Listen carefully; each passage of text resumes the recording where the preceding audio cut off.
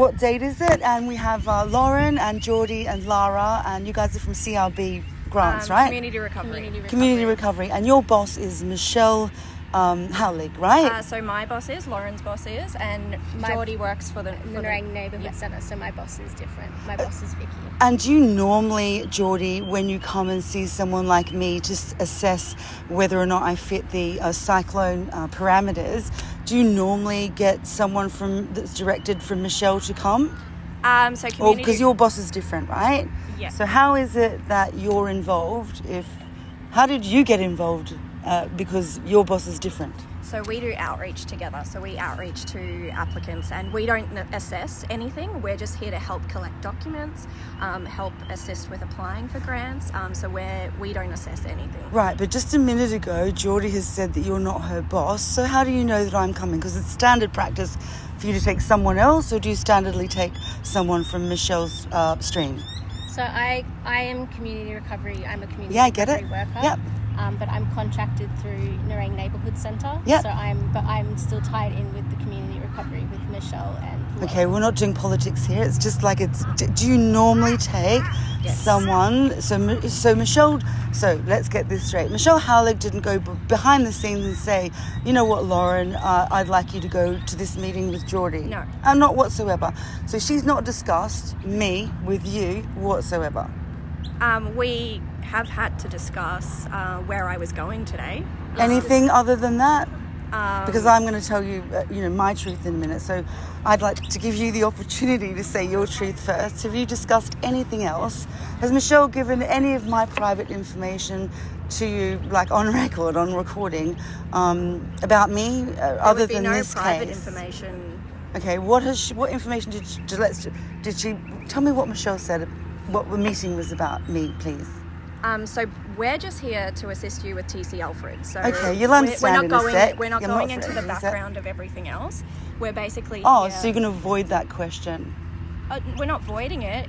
That's an avoidance tactic. We have to make Michelle aware that we're doing an outreach for safety measures. Okay. Well, we'll come back to this in a second, because it's really important that I'm clear on the actual discussion. And you've just once avoided the answer, which piques my interest, as naturally it would. So I like a really authentic conversation. So what happened on the 10th of February was, after 11 months of me living in a shipyard, and you should really see the footage, obviously I've got quite a bit, and hiding on the hard stand from the Gold Coast Marina manager, who's actually a friend of mine, while he comes around, obviously, because I was there for 11 months and I used to do admin, and I'm a very friendly person. So in 11 months of living in a shipyard where you're not supposed to live, where the social worker from many social workers and clinical psychologists said that that's what's called an untenable situation, because I was here for 7 years on my boats. Like, that's very different. Have you been to the Gold Coast shipyard?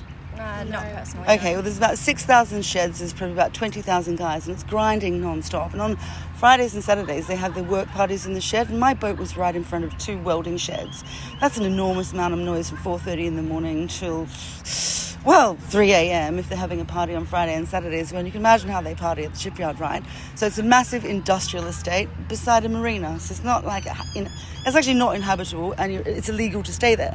So Andrew would come to me, and Michelle knows all of this. This is part of the conversation that I had with her on the 10th of February, right? So this is why this discussion is so intense. Sorry, is this the 10th of February this year? No, it was last year, so but this is the background. South East Queensland Christmas. Yeah, but it's still going on, because she rang me. You want to cut that off? I'm trying to tell you. This, unfortunately, we're here to. Okay, so you want to cut that conversation off? I'm trying to tell you why it's intense, because and I want to quickly get to the crunch, because you don't know this, right? Because she's not told you. We know a bit of background story. Okay, yes, so if you know a bit of background story, of course, of the 2023 disaster, and you're telling me you're not here to discuss that disaster, that's a conflict. No, we're here to help you with cycling. Yes, but I'm asking you if there's been a background conversation that you've once denied me access to and said, well, I'm not here to discuss that, and you've actually contradicted yourself, because you're saying, oh, of course, yeah, well, you're saying you want to shut me up so I don't tell you my side of things.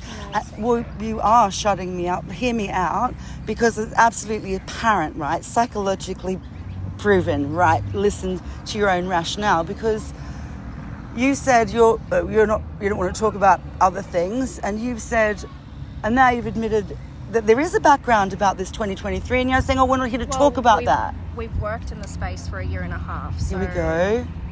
But we're here to help you with the cyclone application. Well, I'm just worried about my privacy because let's cut a long story short, and I won't tell you the terrible story, which I think you already know, unbeknownst to me, right? About the 2023 disaster and my terrible story. Even though we're not here to discuss that, you somehow know my private business, and you're not even in the same department, so she's not even your boss, so you know about it as well. That's pretty full on for me.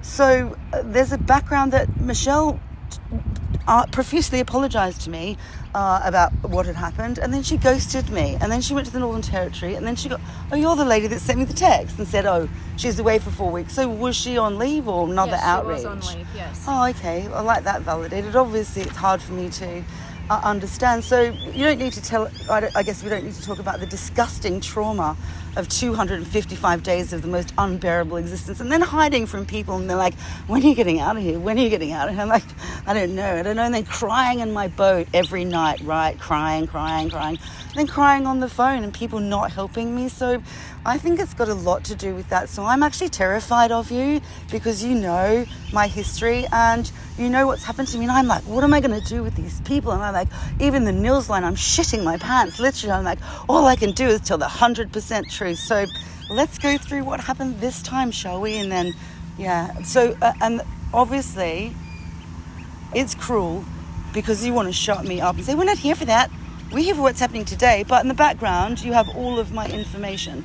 And I bet you never asked a single house owner if they could show you the bill of sale for their house. So you are picking on me, just, by even knowing what happened to me. We do ask for their proof of ownership, Yeah, yes. Well, that's funny. You'll have to, I've got a few names and numbers. You'll have to call them up and say, ask for their bill of sale because he's dropped $1,000 in their account. And their son... That is a federal grant. That's not the state grant. Okay.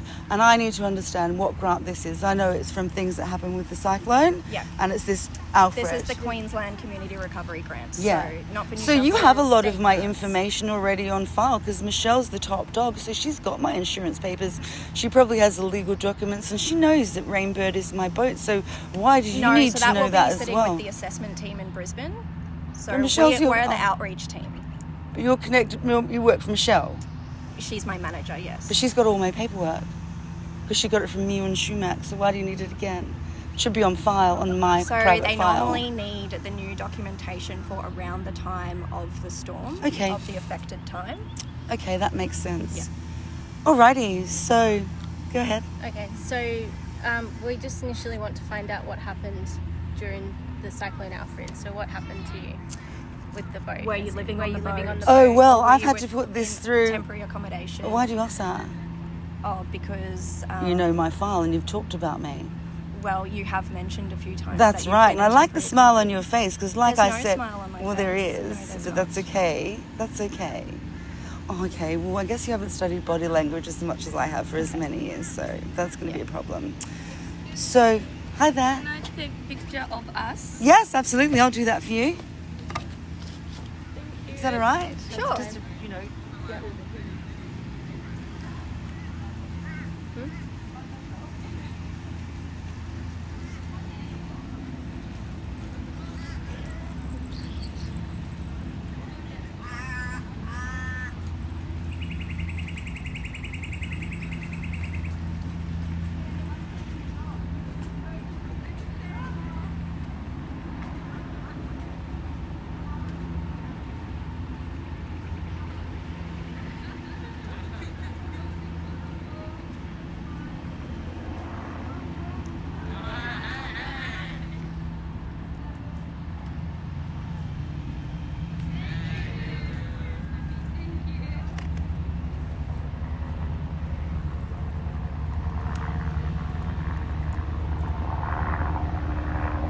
so glad this is on record because we can just transcribe it later, and that way that'll be that.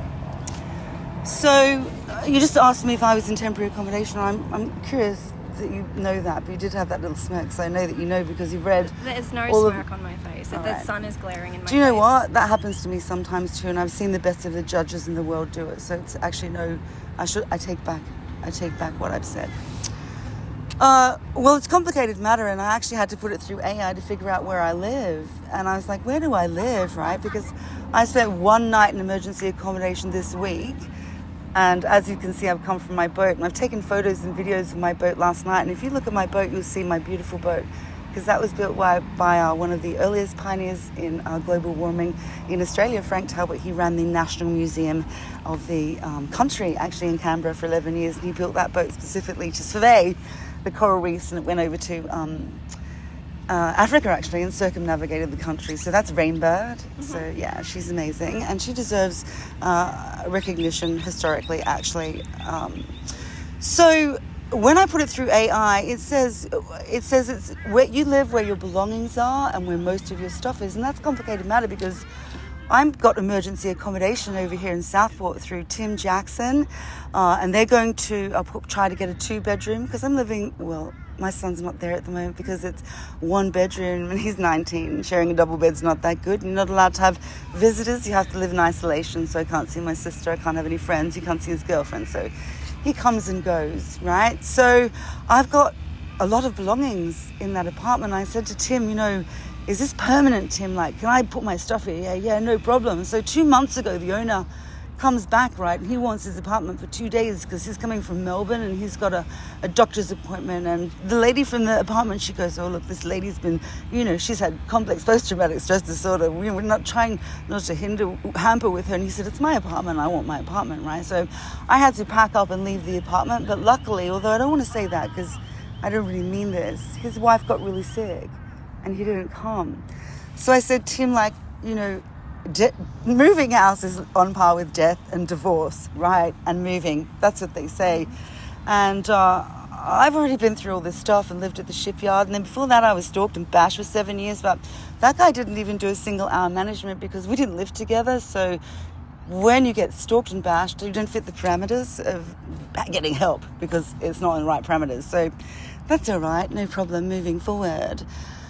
So I said, look, that was pretty traumatic for me. And Tim's like, yeah, this sucks. Like, he's a human being. You can imagine packing up your house for 2 days and then coming back. That's not cool. So I'm feeling a little sketchy. I'm like, Tim, I've got my cat. It's hard. I can't move my boat. So I've got this apartment, which I love. It's got a washing machine, toilet, kitchen. This has got no power. So sometimes I stay till 9 or 10, or if I'm really working, I'll stay till midnight. Or I don't stay there because I feel guilty about my cat. Do you know what I mean? He's like my little friend. And so, again, Ghani, they love me over there, right? I'm clean. I even clean the fans. I even clean the top of the doors. Like guest number 1. I used to clean. I love cleaning because bad spirits love dust, right? Which is true. Anyway, so where do I live? Well, I'm quite displaced and I'm quite confused. So you might have to tell me where I live because I go there 6-7 nights a week, sometimes 5, but then I feel guilty. And I'm going to be displaced between the 4th and the 7th of July, even though they're like, we're so sorry, maybe we can try and find storage. We've got a place in town. Like, I got to pack up everything because the judge of the Gold Coast Marathon, apparently now booked a year ago, my apartment. I said, you're saying I got to pack up all my shit, right? And then I got a bicycle. So I'm thinking, do I go to Bunnings and get some boxes on the bus and come back, or do I get a maxi taxi, or do I get a hire a ute and a car? Bunnings, they do $77 a day and pack up all my stuff. Do I pack up all my stuff, put it, if I hire a car and I walk it to the dinghy and I dinghy it out like 50 of those, and then I come back. So I'm going to be displaced. I might bawl my eyes out actually. I'm going to be displaced. I've got all my stuff there. I mean, you're not going to come and help me pack, right? Who's going to come and help me pack? You're going to help me? I'll just trolley it on my bike like I'm in China, right? And I'll just ride down the jetty 50 times, take it back to my boat, and then 4 days later, I'll come on back. How's that sound?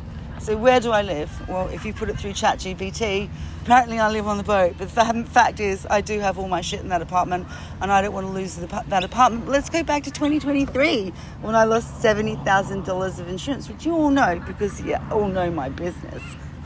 No pretending you don't now. And I lost $70,000 worth of insurance, and I would have put a new engine in that boat. And you guys, not you guys, but the people you're going to talk to, particularly Paul, gets a guy, and I've got all the evidence, haven't I? He gets Daryl from Pleasurecraft Marine to come and assess my boat at the Gold Coast City Marina. But Daryl is an independent surveyor. They get paid, $200 an hour to drive from Caloundra, right, to drive 4 hours to the shipyard. How many surveyors do you think are at the shipyard? 400 maybe? Oh, it's an independent surveyor, but Daryl knows Paul by first name, and he doesn't tap on the hull. He looks at my boat. It's 6 mil Corten steel. That's high tensile steel. It's not ordinary steel that other people make their steel boats from. It's what we make bridges out of. It's called weathering steel. It forms a protective coating of rust, and you basically don't need to paint the thing because of that protective coating of rust stops it from rusting further, right? It's 48 years old. It never ever took water on until the Christmas tornado. And Daryl comes out and he goes and looks at the rust on between the paint. It was like he thought he could push his finger through 6 mil Corten steel. Well, I can tell you, you can't even drill through that stuff. It takes like an hour just to get through. You're not going to do that, right? So anyway, he comes upstairs, he goes, looks at my boat, has no respect for who that boat is or what she's made of. And I'm like, it's all dolled up. It looks beautiful in there. Do you know what I mean? It's not ugly. It's like me. It's quite la-di-da. So anyway, he rings Jason from Stainless Wicked Steel. So we're back at the 23. But this is why this fucking thing suits me. This is why Rainbow is sitting here. I got second-degree burns. Oh, no. Yeah, you should see them when they were fresh. Okay. Because I couldn't afford, at the time I didn't have exhaust wrap on and the engine was going and I had to stop it. The only way to stop it is from the compression levers, and I was normally really good. I guess I must have been anxious, or that's not really me. And I was pulling the compression levers over to stop it, but I needed to have them 90 degrees. And it was just revving really, really high, and then there was all this shit going on, and I got to try and turn it off, and then because it's in an engine area, like it just happened. So I'm actually still scared about the boat. But anyway, moving forward, so it goes back to the phone call. Cut a long story short, goes back to the phone call with Michelle. She goes, "Oh my God, Uniting Care were only involved because Maritime Safety, Rob Small, said, 'Hey Lara, we know that Jack's still after you.'" Like, I used to have to park in front of the cop shop in the water, and they'd be like, "Can you just move alongside about 100 meters? You're right in front of us, and it's only a 24-hour zone." I'm like, "He's following me. You gotta help me, right?" So the perpetrator, who's not allowed to be anywhere near me, parks his boat. Let's pretend my boat's here, which it pretty much was, where this blue one is, where Roger's boat is. He parks pretty much where the white one is, and the cop shop was just there. And they were going up and down every day over Christmas. Like, this is even before. This is how I got involved in Uniting Care. And I was just filming them going, "What are you doing? I thought DV was everything." I thought, hang on. I'm like, hey. Then they didn't do shit. That's when I learned they didn't give a fuck. But anyway, moving forward. So Michelle goes, and you guys just left me. We're like, ring, ring. I peeled. You'll see my file, or they'll see my file. I peeled twice. Like, this will be in text format this afternoon, I guarantee you. And then I won't have to be so exhausted, hopefully, because I look forward to a future where this is not my life, right? Because we haven't even talked about the fucking storm. I have to stop swearing. So Michelle rings me. So you guys dumped me. I'm like, wait, I'm on the hard stand. Oh, Daryl comes to do the assessment. He rings me. He was on text because he was a few hours late, getting paid $200 an hour or whatever. Didn't even assess the boat, didn't tap in the hole, didn't do anything, went, eh. And then I chased him up like 3 weeks later. I'm, "Daryl, what's going on? Like, I'm on the hard stand, like, I want money." It was $1,000 to fix the hole at that time. It ended up being $8,000 because you got to pay other people and all that on top. It's not like me just like, "Hey, can you come weld my boat?" I've got to get you to ask somebody to weld my boat, and it's very incredibly expensive. So he goes, "Oh," I said, "What's going on?" He goes, "Oh, Jason from Stainless Wicked." I don't know his last name, but I could find out because he made my exhaust, actually, Jason. He said, "Oh, Jason's coming over." So I've chased this guy up from Clounder. Jason comes over. I hear him under my boat. So Daryl said, "Oh, Jason's going to come over and talk to you about the boat, right? We're going to assess the boat." I'm upstairs having a cup of tea or working or whatever. And Jason's downstairs going, "Oh, I don't know. And I know these guys now. I know how they operate because you overprice jobs you don't want. He doesn't want to work on my boat. He works on those kind of boats. They're like $5 million boats. He makes stainless steel that shines out of your orifices. It's like, whoa, it's so shiny. He doesn't work on caught in steel. That's not what these guys do. They make poles. They make they make all this beautiful, stainless stuff, really fancy stuff, exhaust pipes and things. They don't weld boats. That's not what they do. And Jason's like, with a boat like this, you never know. This is what I could hear. It's not verbatim, obviously. With a boat like this, it could go on for weeks. It could go on for months. And you need 2 guys a day. That's $2,000 a day. And I couldn't tell you how long it's going to be. Like, this thing could just go on and on. Like, it's just a rust bucket. Something like that. So Daryl writes this report, which I've never had access to. I'm like, can I see the report? Like, because no one surveyed my boat, and I know the rigger, and the rigger's like, and I know these guys are like, we're never going to work on that boat. We're working $1 million boats. Hello, it's $600 to sneeze. I don't have that money. So Daryl writes some damning report that I've never ever seen, and I got the boat fixed in 6 hours. Oh, and they said, it's previous damage. And I said, it's not taken on water for 48 years. It's still whole. Like, it's just happened after this storm.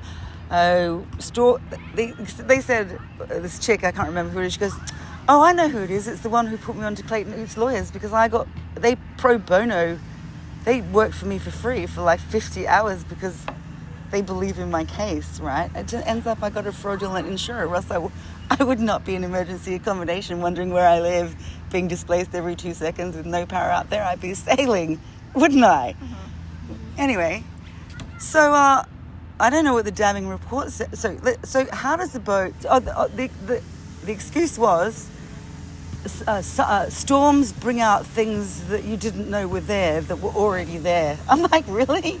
So we can put that down to coincidence. So it's just coincidence that I started taking on water. And it's just I'd love to see that report, because Daryl's a bit wrong if it gets fixed in under...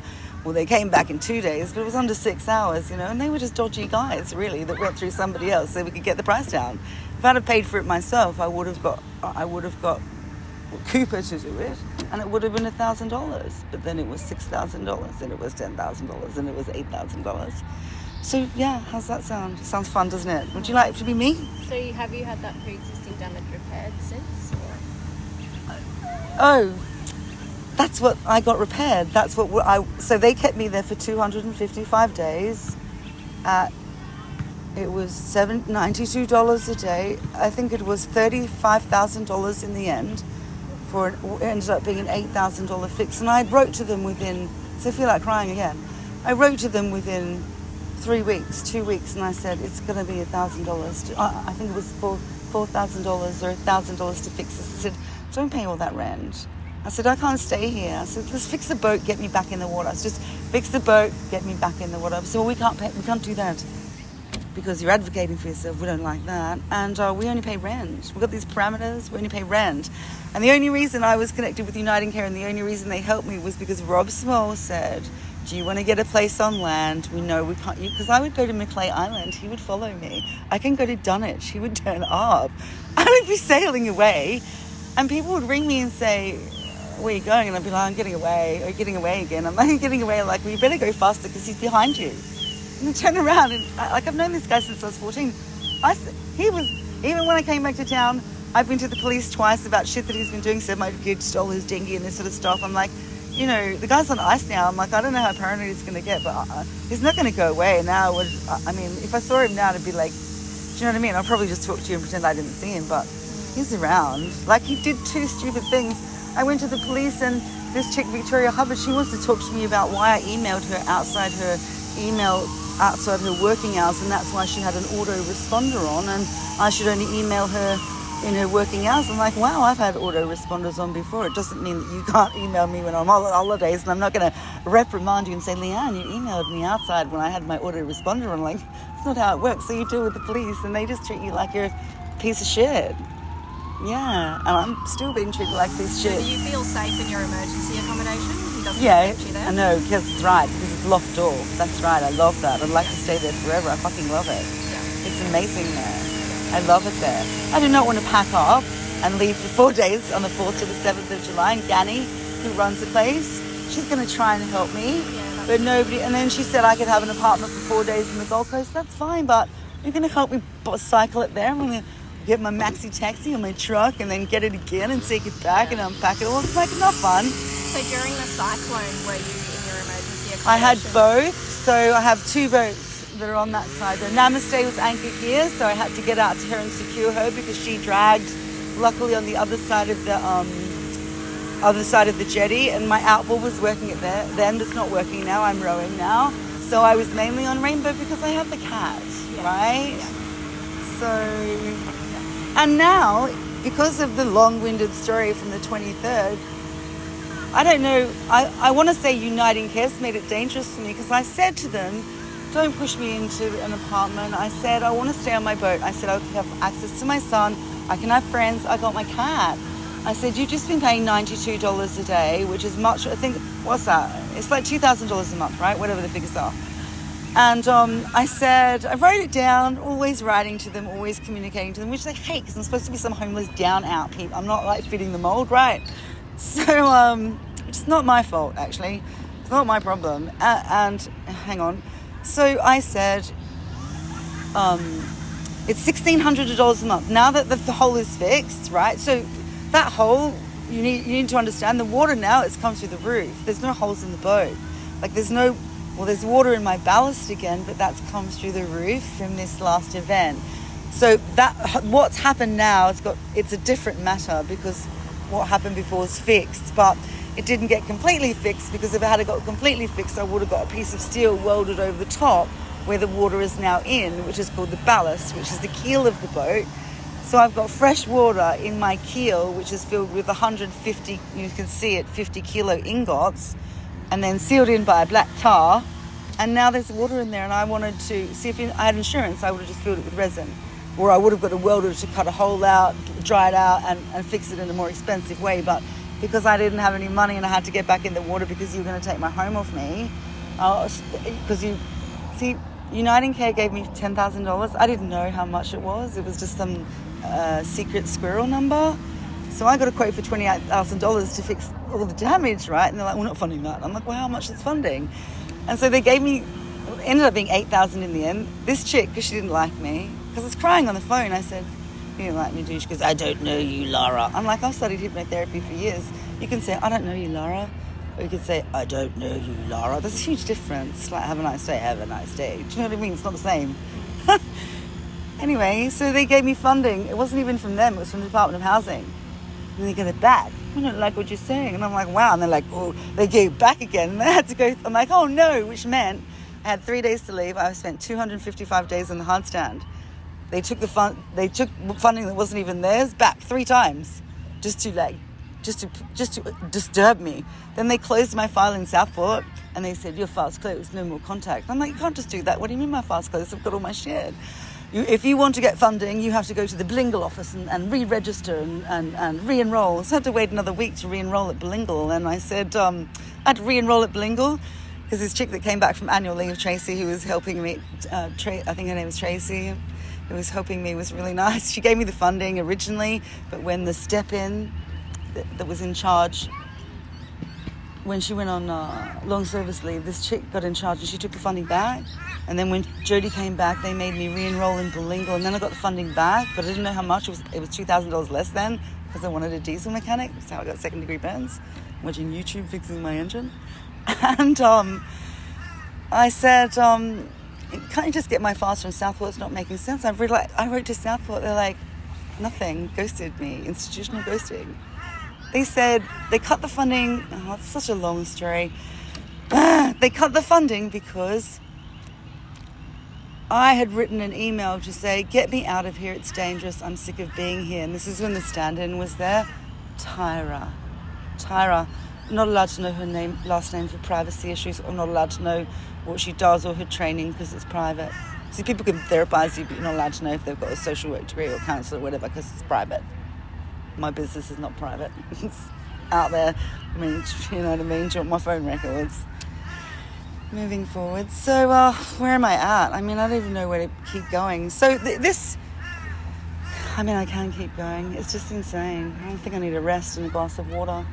So we don't have to keep going because we're here to help you through the TC Alfred application. Yeah. And let's just finish it here because there's so much to it. Michelle rings me. Oh, that's right. You guys dumped me. She goes, oh my God, on the 10th of February. Because everyone's seen all these emails. Oh, that's right. I said, don't pay $1,600. I said, pay $1,600 a month. Keep me in the shipyard. Don't put me in an apartment. They pay $1,400 a week for this place.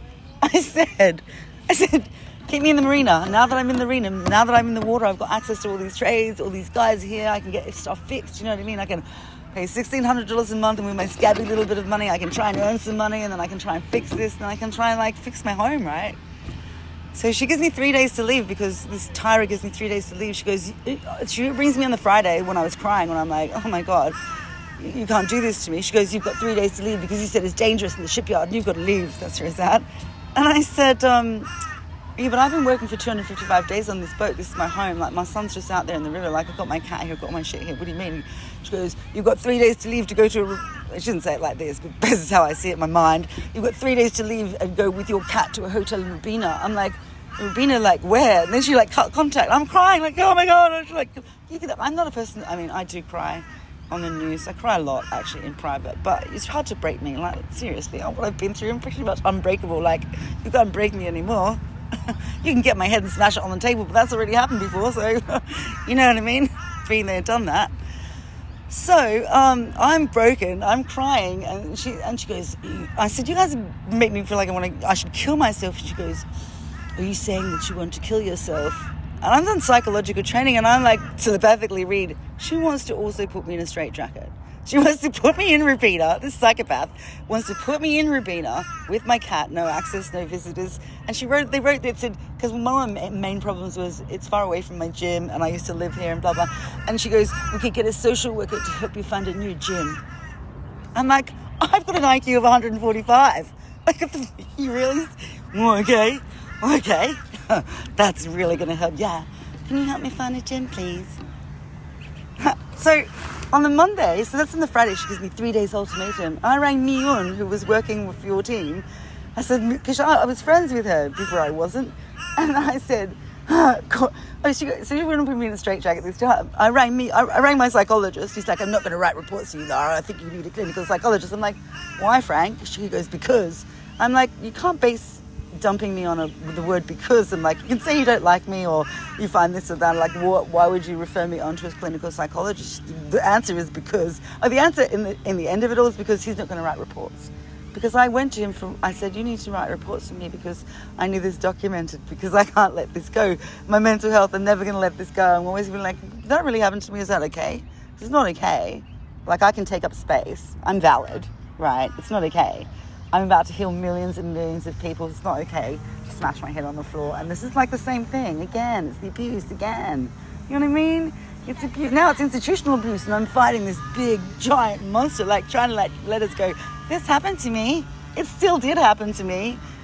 So I said, can you please let me stay in the marina, have access to all of these trades at $1,600 a month? Oh no, hang on, that's right. So on the Monday, she gives me 72 hours, like, Mi-Yun, which is your department, crying. I'm like, Mi-Yun goes, oh, I'm going to figure it out. So these are the people from United Care. So she steps in, and I'm like, oh, she's on my side. I just thought she was on my side. On the Monday, she's like, there's nothing I can do. I'm sorry. I'm like, what do you mean? And she couldn't tell me the contents of the conversation he had with Emma Thorpe, I think her name is, who was also the stand-in for the lady that got me the funding through the bilingual office, right? Who was nice to me, who actually cares, like you guys. And on the Monday at 5 o'clock, she writes me an email and says, we haven't heard from you. We've cut funding. So she wanted me to say, I will go to a hotel in Rubina with my cat and I'll leave. I said, what am I going to do with the boat? She said, just leave it there. I said, what do you mean? Just go to Andrew, the shipyard manager. The guy earns like $4 million a year. Something ridiculous. Maybe not that much, but he probably does. And with his investments. And you want me to tell Andrew that I'm leaving? She goes, yeah, just tell him you're leaving. So I'm like, I went to Andrew, I said, I'm leaving. He goes, what? I said, yeah, I'm leaving, because I know who pays the bill. It's not me. Well, I was paying 50%, not 25%. And he goes, we'll find you. I said, yeah. I did say that I'd go into litigation, bankruptcy, and you'd fuck with my head forever because I love my boat. And he said, that's absolutely disgusting. So I wrote media releases, but I wasn't enrolled in the right office, and I tried to get the news team out that the Department of Domestic Violence and Homelessness is going to make me a severe victim of severe abuse and a disaster. Fucking homeless. It's like, that's a screenplay. You've got to laugh. I mean, now's the time to laugh. That's laughable. Like, that's insane. And it's still going on. And on and on and on. But I see a future where this is not going on. But they made my boat dangerous. It was not assessed. I'd love to see the report. And if it was assessed, it was falsely assessed, because it's just weathered a storm. It's just weathered a 5-day cyclone. It's not leaking from the inside. So I'd like to see the damaging report from before. You know what I mean? It's all a bit suspect. So I was here in Cyclone Alfred, and I've done my research. The main thing that I really want, because I've got my moldy photos and stuff, I'll just send you that stuff electronically, because this is exhausting, and I'll send you this too. What I'd really like is chains, and I did my I wanted to replace my mattresses, I wanted to fix my batteries, and I wanted to fix where I think the leak has started coming in the roof, because you've got to always keep on top of things.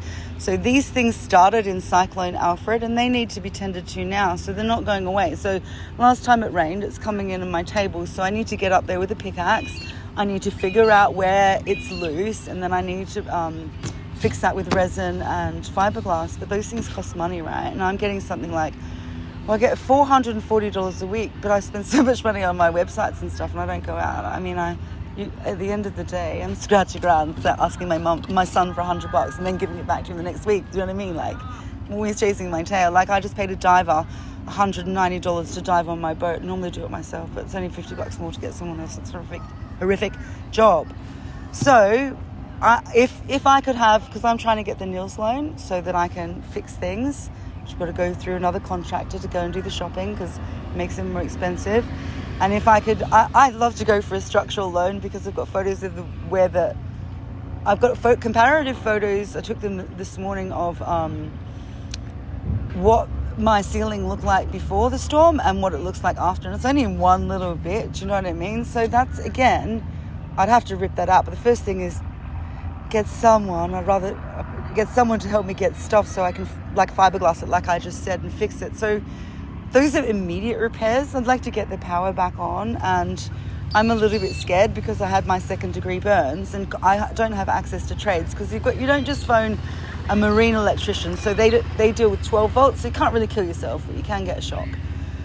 You don't just say, come out and help me fix my boat. They're like, we're not putting our tool bags in your dinghy. Like, I did have that happen years ago, thankfully.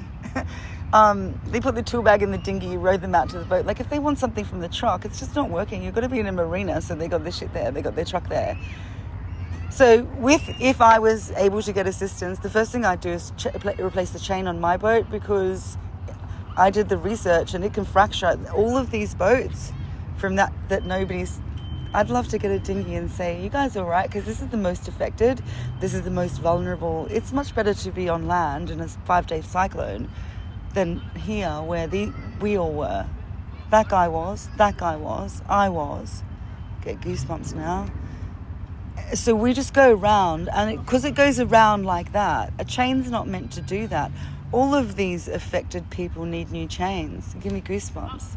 Because it could break in the middle of the night. I got to go and rig up my spare chain, which is shit, actually.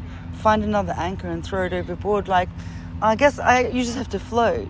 You just have to float till you hit a sandbank, unless you float out the fucking seaway and then you hit the rock wall. You know what I'm saying? So these are the most vulnerable people, and you really should get someone in a boat and ask them how they are, because the legislation just doesn't exist for us, and we have to do this, and it's not, you know what I mean? There's a problem. Obviously, it's me that's going to write that letter to Parliament, isn't it? Haha, probably. Goes that way. Another job for Lara. So ideally, I'd like a new chain, but I'd like it on both my boats, right? And I'd like the things that I've said to fix. I have to get up there. Well, I mean, really, a proper person would have money to get a contractor to get up there with a pickaxe to do the work that I'm telling you that I need to do. Those are the things that need to be done urgently. I'll send you the photos. It looks really pretty with my tea lights and stuff, but I like to watch the TV. Okay. Do you want to get up the community recovery website and we can show you how to apply? I can figure that out. Oh, okay. But what am I going to do? But you said like, oh, I see. No, wait. Let me just apply here with you now. Well, you can. Yeah, let's do Or that. you I want it can over take and it done away. with. You can take it away. Yeah, but then I'm going to have to say this whole story again. It's going Well, to no, boggle. you don't, because on the website, you would have done it last time, but you can just go to communityrecovery.qld. There's going to be an address problem. They're going to be, what's your address? What's your address? Where do you live? Oh, I live longitude. I live latitude. It's going to be this whole thing again. You're going to like scramble everyone's brain. I can't take it anymore. I'll hand it over to you. Let's finish it now. Yeah, so you have to physically apply on your phone because Okay. there's consents and stuff you have to agree to. Yeah, I get it. Yeah. So that's all I have to do. I know that Yes. process. Yes. I mean, That, I deal 'cause in that IT. lodges the claim. So that's all you were going to help some disabled Yes. person fill in the form? Yes. Okay. Well, now we've had a meeting about what's going on. Oh, I didn't finish the story. Michelle writes, she rings me up for 26 minutes and I'm like, oh, she's such a nice girl. I really like her. I'm sure you like her too, right? I mean, she's affable, right? Seems like a nice lady. Oh my God, I just thought I'd ring you up because it looks like you're just being completely left out of disaster recovery. I can't believe what's happened to you. I'm like, I've been there for 255 days and now I'm supposed to just twiddle off for the rest of my life and be like, no problem. Just the way life goes. Like Big Bash, it's just the way life goes, but it's not. It's not just the way life goes. It's not. I'm valid and I can take up space and I deserve to know why people bullied me at great expense to themselves. Why would you pay 400% more to do what I didn't want so that you could stand up to me with your fragile ego? Wouldn't that seem stupid? Like an authentic person would be like, this makes sense. And then she made me this... Michelle rings me up. I was told I couldn't see my son. I had to write letters to say, why can't I see my son? I had to fight to get him into the 1-bedroom unit. Do you know what I mean? I'm like, I don't think you can tell me I can't. My son and I have been living together, right? And he was on the shipyard every day. He was on a boat in the water. We had dinner every day together, family day, every day. We didn't really speak, but we sat there and watched movies. That's what you do when they're 19. It's best that way. And they said they forbid me to see my son. I'm like, I'm pretty sure you can't do that. They just wanted to break me some more. They want me to be bashed. Was that just in the accommodation or? Yes, in the accommodation. No, they couldn't do it in the marina because the marina doesn't. They didn't care. They wanted me. I'm a nice citizen. I'm a good girl. You know what I mean? Well, except when I'm wicked. So Michelle profusely apologizes. She can see all these hundreds of emails. United Care said, we didn't hear from you. I said, I wrote 62 emails. I was crying on the phone. I got me on to talk to you. What do you mean? You didn't even give me an address in Robina where I was going. And now you're like, files closed. They never spoke to me again. I said, I'm in a crisis. My social worker said, if you're in a crisis, phone Lifeline. I got that on text.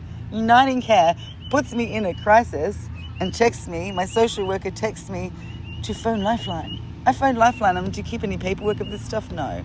I'm like, what the fucking point is here? Like, don't swear. I'm like, okay, clunk. Where's the record? There's no record. There is now. Okay, so I'll apply online and I'll send you this 43-minute meeting. Sure. So what do you think? What do you think? What's your opinion? Can I have some feedback? Well, we don't have any opinions on it. We're just here to assist you with Tropical Cyclone Alfred. And that's the response from the community recovery.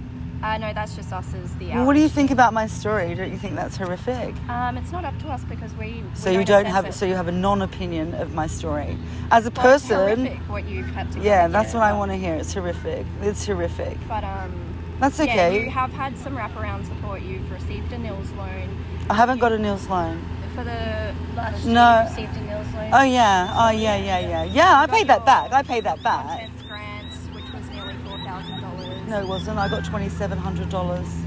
But wait a minute. You're talking about what I got from the last cyclone. Yeah, just to show you that you have had support. You've got emergency accommodation. I'm absolutely in no denial that I've had support. Absolutely no denial. 100%. In fact, it's a complicated matter. Obviously, I would have liked to stay at the marina for $1,600 a month, like I asked, and fix my boat. But because it's been made dangerous for me, That's why I have second degree burns, and that's why I fix it on my own. So it's a complicated matter. Like I said to you in the beginning, I love that apartment. I love electricity. I love a washing machine. I love somewhere to cook. And I know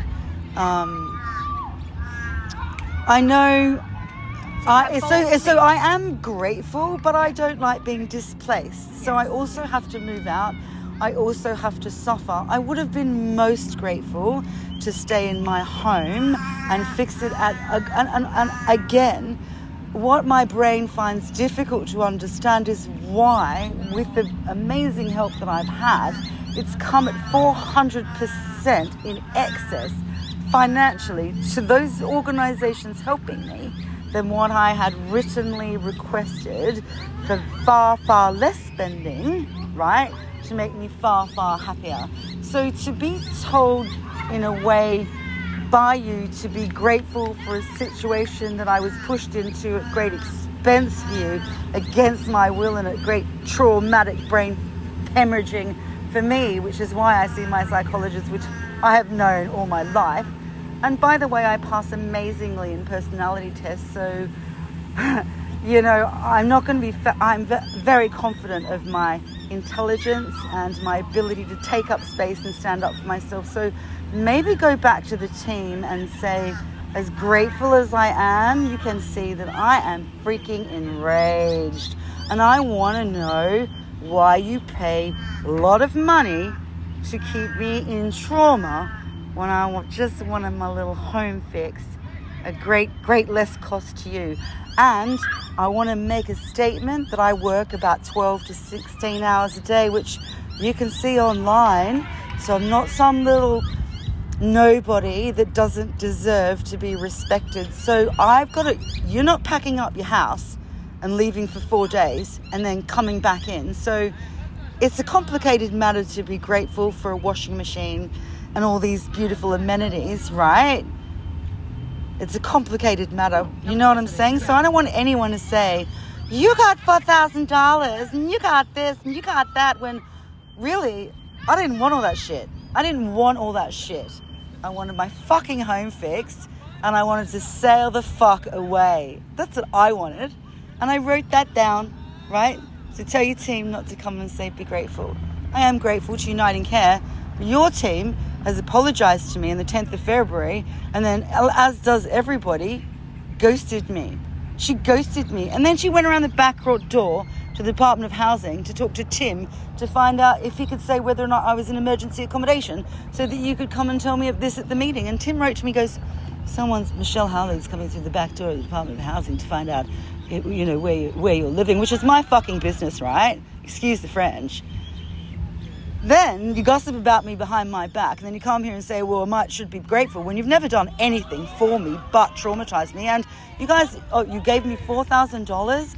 You should have you brought an assessor from Caloundra that didn't assess the boat, who listened to some guy on the phone that doesn't even do work welding boats. And then you put me out here giving me second degree burns, and now I've got to run between my boat and my apartment with a bicycle. Right? And I'm not allowed to have visitors. I'm not allowed to have guests. So am I grateful or am I fucked in the head? How would you take it? Put yourself in my position. I think you would crumble to your knees, cry like a baby. You'd be like, wouldn't know what to do. Take it in your soul for the rest of your life and be like, oh, it's okay. It's never okay for nobody. Never. And for her to ghost me and then come through the back door to find out if she can find out if it's really true, what's really going on, where do I really live, is not only sneaky, it's illegal, it's disgusting behavior because she ghosted me. But that's how karma works, right? That's how karma works. You ghost me, you shit on me, right? You make me feel like shit. Oh no, you make me feel great. You make me feel understood. You've heard me. You've seen the documents. You're appalled. You're horrified. Then you're on outreach, you're unavailable. It was the 10th of February, and she comes sneaking in the door last week. March, April, May, June. 4 months later, she doesn't say, hi, Lara, does she? She goes behind my back to find out if she can get secret squirrel and like, get me some more. Do you want to punish me some more? Yeah? Okay, well, if you don't need our support, You could apply for that online. Yeah, well, thanks for listening, girls. I hope you remember the story, because I'm going to tell everybody when it's over and done with, and one day my life will not involve this quagmire. So thanks for listening. I'm glad I've had an opportunity to get it off my chest for my mental health and my recovery. I hope you look at my work. It's very, very worthwhile. See you in class. Thank you for your time, Lara. Yeah, thanks. best of luck. Thank you. Take Thank care. you. Underdogs fight the hardest, you know.